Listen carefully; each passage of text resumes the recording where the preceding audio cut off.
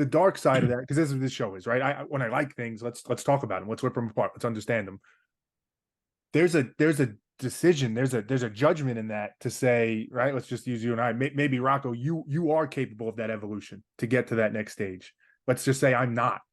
That's kind of a dark thing to say. Hey, there's some like because somebody can make the argument that state to try and reach that best possible state for humanity is that understanding and that compassion and love for everybody, that ability to actually care about other people as we care about ourselves. That's what allows us to be cohesive in the way we need to be.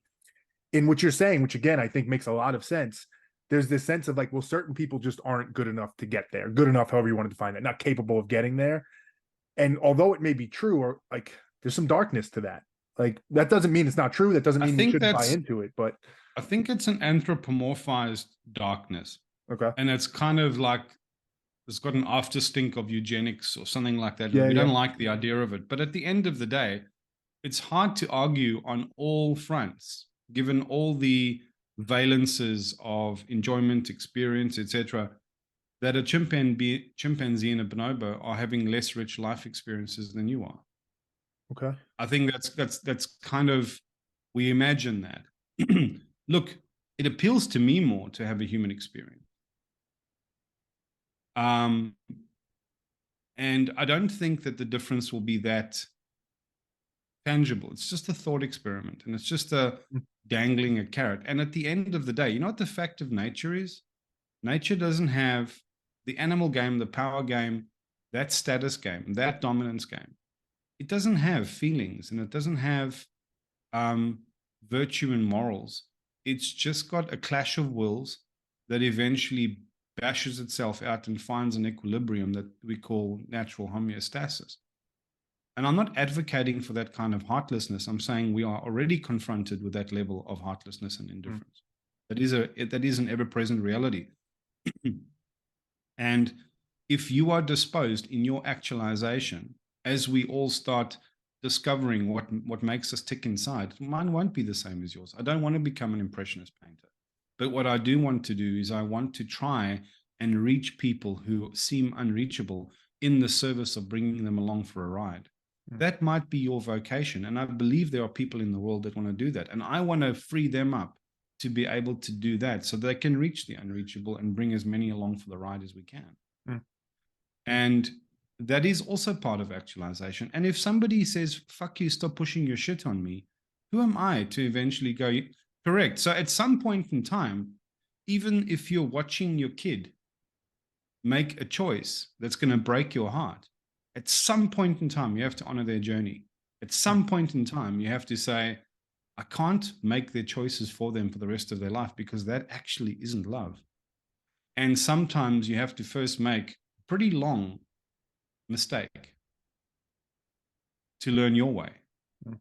And I happen to believe, and I'm becoming more open to the idea, that the way we learn these lessons isn't just necessarily in the scope of a single human life. Now, I don't know that something like reincarnation does exist, but I do know that some of the issues that I live with psychologically in the viscera, they're in the tissues, they weren't because of my past life. They were because of the baton of evolutionary bullshit that was handed forward. And I'm just the little bit of detritus that's riding on the top of the wave, spilling onto the beach. But I trail in my wake that experience. And in that matter, like I'm still living with the sins and the baggage and the, as we all are. Now, you don't have to believe in reincarnation. Reincarnation doesn't have to be true for that point to be salient. Mm-hmm. And given that that point has salience, the perspective opens up where the life and trajectory of the species is in one way meted out in these tiny packets, these little quanta of experience, which we call our human life. But in another very broader perspective, excuse me, it's got this sort of arc of and it's not a straight line. It's a meandering, and sometimes we have to veer very far off course, actualizing in our own juvenile way to eventually realize this is a shit place to be. And our other part of our human nature will eventually make us lean back towards the communal fire. The problem is the pendulum doesn't swing and come to rest in the middle. So we're veering off on these arcs. But while we're veering off on these little arcs in our individual life and conforming and veering and conforming, societies are doing this at a wider swing. Some other elements in the society are doing this. And then this greater arc of intentionality seems to be, and a lot of these counter motions are like all clashing in this moment that we're facing right now. And there's nothing that says in physics that you don't get one wheel on the tilt-a-whirl that just breaks the bolt and flies off and crashes. And that's the end of it. And as idealistically or optimistically intangible as some of these ideas might be, it's starting to become really salient or prudent for us to go, I don't know, but it's probably, if we're going to start like taking some of these things seriously, and I mean really seriously, not just, hey, let's all throw our hats in the ring and and okay, that was a shit idea, let's go on to the next guy to tear down.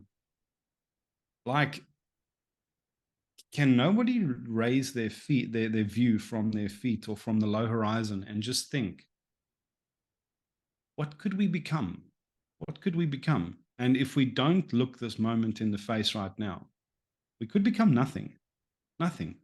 And if you can sit there and honestly live with that tragedy, this thing, this emptiness that plays out for the whole of existence for another 1 million years while the earth reboots another sentient species, are you just okay with that? You know, and a lot of people go, yeah, and then the arguments become circular. What can I do? And how do you expect this to work? I don't know. But I think there's great courage in asking these questions seriously and having these vulnerable conversations, because at the end of the day, I mean, you're a great person to have this kind of conversation with. And I know that you're asking questions not to kick the legs out from my table, but hey, I want to eat from that table. Yeah. I need to make sure the legs are sturdy. Let's check it out.